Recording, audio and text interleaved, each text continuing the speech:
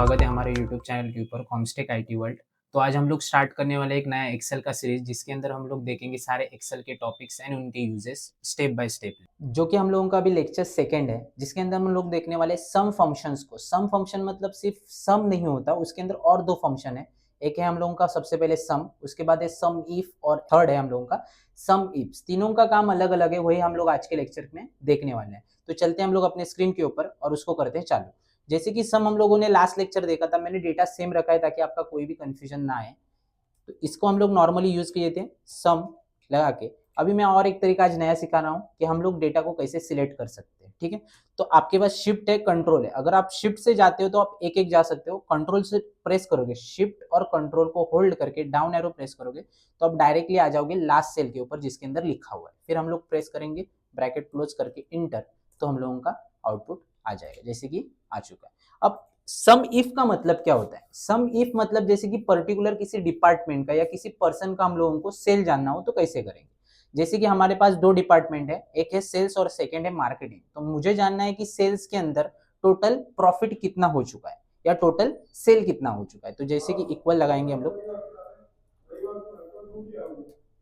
Some if press किया, उसके बाद मैंने रेंज लिया। रेंज मतलब क्या, क्राइटेरिया मतलब क्या, और सम रेंज मतलब क्या। जैसे कि रेंज का मतलब होता है जिस टॉपिक के ऊपर आप निकालना चाहते हो। जैसे कि मैं निकालना चाहता हूं डिपार्टमेंट्स के हिसाब से, तो डिपार्टमेंट को मैंने पूरा सिलेक्ट किया, फिर कॉमा को होल्ड किया और जो डिपार्टमेंट मुझे ढूंढना है वो लिया, जैसे कि सेल्स, और उसके बाद मैंने कॉमा लगा के मेरा जो प्रॉफिट है उसको मैंने सिलेक्ट कर दिया। तो मेरा ये सिर्फ और सिर्फ शो करेगा टोटल प्रॉफिट। डन। तो हम लोगों का ये आ चुका है सेल्स के अंदर कितना प्रॉफिट है। सेम लोग हम लोग मार्केटिंग के अंदर भी प्रॉफिट निकाल सकते हैं। अब थर्ड वाला फंक्शन है जिसको वो बोलते हैं हम लोग सम इफ्स। सम इफ्स का काम क्या होता है, जो मल्टीपल कंडीशन के लिए काम करता है। जैसे कि मुझे जानना है सेल्स भी होना चाहिए और वो नॉर्थ का भी होना चाहिए, मतलब रीजन, या फिर वो सेल्स होना चाहिए, अमित का होना चाहिए, नॉर्थ का होना चाहिए और लैपटॉप का ही होना चाहिए। तो मतलब यहाँ पे क्या हो गया, क्राइटेरिया मल्टीपल आ रहे हैं, तो उसको कैसे अप्लाई करना है। तो इक्वल सम इफ्स। ठीक है, सम इप्स के अंदर आपको एक पढ़ने को मिलता है फॉर्मूला के ऊपर, सम रेंज आपको इसमें पहला लेना पड़ता है। सम रेंज मतलब जो हम लोगों का है प्रॉफिट, ये ले चुका हूं मैं। उसके बाद क्राइटेरिया, तो पहला क्राइटेरिया हम लोगों का है डिपार्टमेंट, तो मैंने डिपार्टमेंट को ले लिया, फिर कॉमा दिया, और उसके बाद है हम लोगों का सेल, जो कि उसका एक डिपार्टमेंट मुझे सिलेक्ट करना है।